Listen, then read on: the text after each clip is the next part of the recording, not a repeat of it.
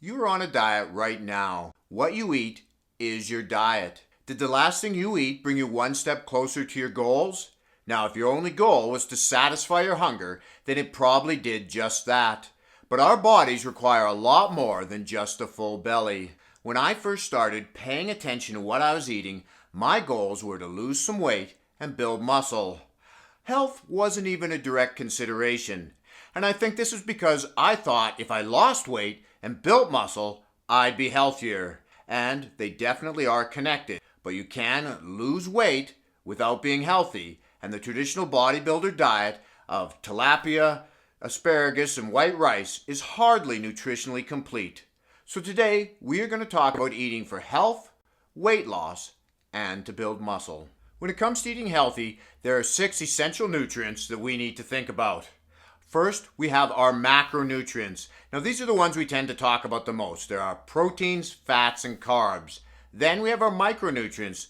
Those are our vitamins and minerals. And while we're all familiar with them, we tend not to think about them as much. For example, when was the last time you checked your diet to see if you had enough potassium in it?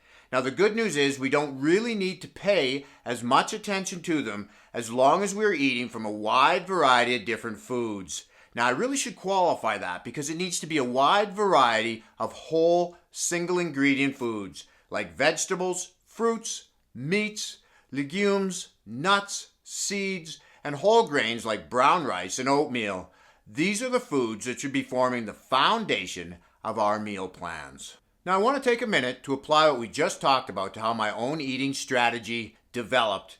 When I was first putting together my meal plan, what I found worked best for my goals was a high-protein, high-vegetable diet, much like a paleo diet. Now, I was never truly paleo as I always had dairy in my diet, and dairy isn't paleo by the strictest definition. This style of eating allowed me a foundation that provided all of my essential nutrients. But I wasn't tied to it, as I liked my cheeses and Greek yogurt. And as time went on, I added in more foods that I enjoyed and helped me toward my goals, like oatmeal and white potatoes. 2 more foods that aren't paleo. Now, my point here is you don't have to too strictly tie yourself into one type of diet. What's more important is you find something that's maintainable over the long term and something that you can make part of your life or your lifestyle. Now, if you have any medical issues or on any medications that might affect your food choices, then it might be a good idea to talk to your doctor or a dietitian to get their help in your meal planning. There's a year-long study done comparing a low-fat diet to a low-carb diet. Now, there's a few things that both groups did the same. Both groups reduced the same amount of calories, ate the same amount of protein, and they were based on whole food eating with a substantial increase in the amount of vegetables they ate and a decrease in added sugar and refined grains. So after a year, what was the result? Both groups lost the same amount of weight. The reason why I bring up this study is that it provides us with a lot more freedom when it comes to structuring our own meal plans when it comes to health and weight loss. No matter what type of diet we are thinking of doing, whether it be paleo, vegetarian, Mediterranean, intermittent fasting, or keto, it has to fit 2 basic criteria. And the first one, and the most important one is this maintainable? Is this something you can sustain over the long term, like the rest of your life? And the second one is it based on, or can you base it on, whole food eating with plenty of vegetables? Now, we haven't talked a lot about protein yet, and if your goal is just to eat a little healthier and lose a bit of weight, you're not going to need as much protein as the hard training guy whose primary goal is to build muscle.